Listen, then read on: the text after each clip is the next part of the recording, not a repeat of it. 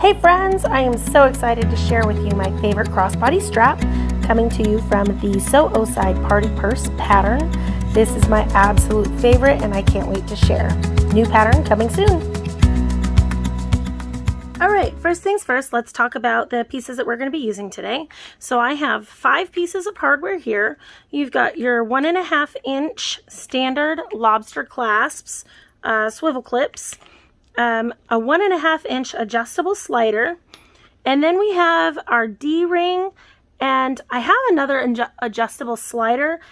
This one you could use either an adjustable slider or a rectangle, whichever you prefer. It's kind of preference.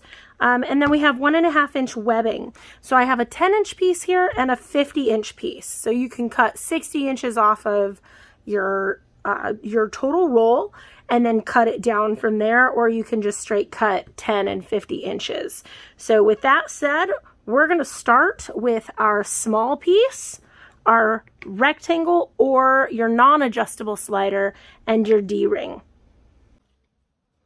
Okay, the first thing that we're going to do when we start with our project, we're going to go ahead and melt the ends.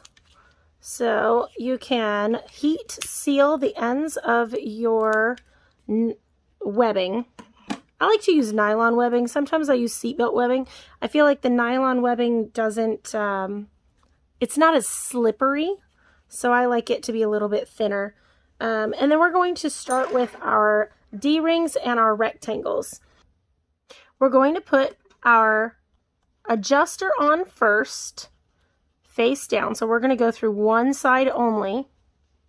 And look at this, we're not going through the center. Okay, we're just going through the outside edge of our slider. So slide that on, and then we're going to put our D-ring on. It's super important that these are facing the same direction and we're not going around that center bar. If you're using a rectangle, you don't have to worry about that center bar as much, but if you're going to use a non-adjustable slider, you want to pay attention. That bar is not going to be wrapped at all throughout this small project. Okay, so once you've got both of those pieces on, you're going to flip the raw edge over the D-ring so that it ends in between the two. Then you're going to take the whole D-ring and flip that over your adjuster. Okay, so just like that. So you have 3 layers. So end, over, and over. So I will show that one more time so that you make sure that you can get it. So we're putting our adjuster on first, our D-ring on next. Then we're going to take our end, flip it over the D-ring only, just the D-ring, so the edges ends up right in between the 2 hardware pieces. Then take the whole D-ring piece and we're going to fold that over the hardware of our adjuster. Okay. Next, we're going to sew right down the center in between those. You want to make sure that you're catching all 3 layers. Now you can sew this, or you can put rivets in if you have one of those, the heat sealing tools. I don't have one yet, but you can put 2 spots in there. Just make sure that whatever you do, it's nice and sturdy, because this is going to be, this part is going to be our heavy duty carrier, right? So go ahead and sew that straight across.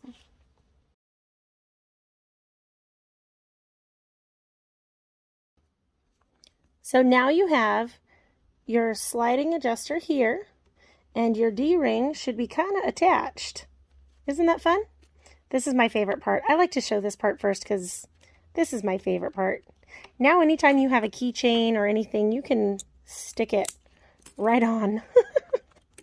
I love this so much. All right, let's continue. So this side now becomes the front of your strap. So when you attach your clasp onto the other side, we want to make sure that the front of our strap and our clasp are facing the same direction. Then you're going to flip over and do the same thing. So we're going to fold it in. There we go. We're going to fold it in, and then we're going to cover that raw edge and sew that down here. Okay, so just like that.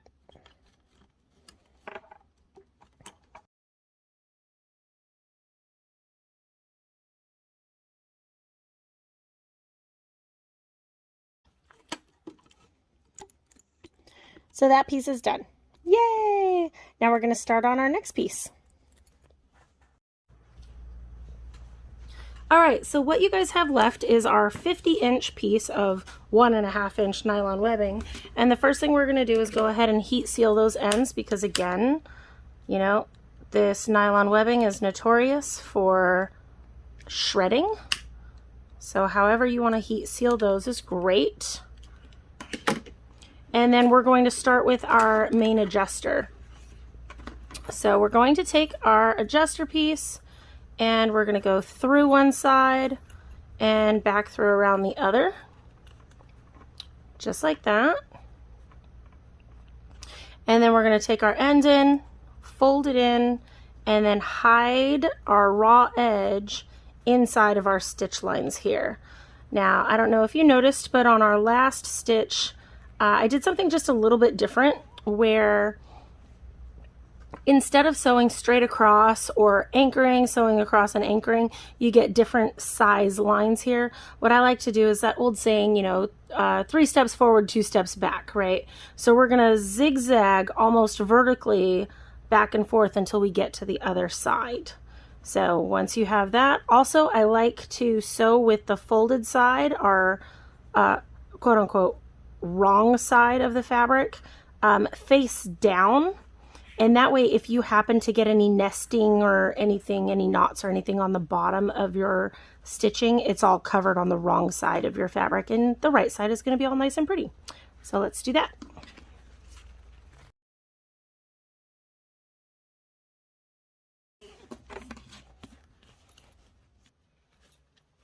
Now that our adjuster is on, you want to take note of where your wrong side of your strap is. So that's the side that has the fold on it. Okay, and we're going to follow with the strap side up, and we're going to go in. Now this is our right side, so we want that up as well, so that when we go through our adjuster and back down the other side, our adjuster, wait for it, is on the same side, the right side of our D-rings. See that?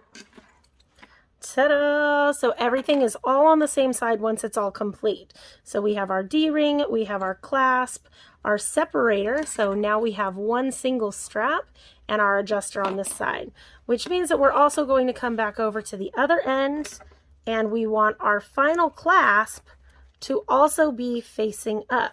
So we're going to face it up, flip over, fold your raw edge in and over your hardware so you enclose all of your pieces, and you can always backtrack to make sure that your wrong sides are all on the same side.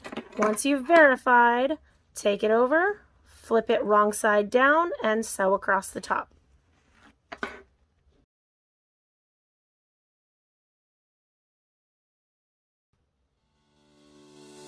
And there you go, friends. Now you have your very own adjustable strap that has a built-in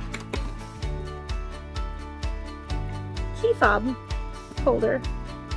Like, how stinking cute is this?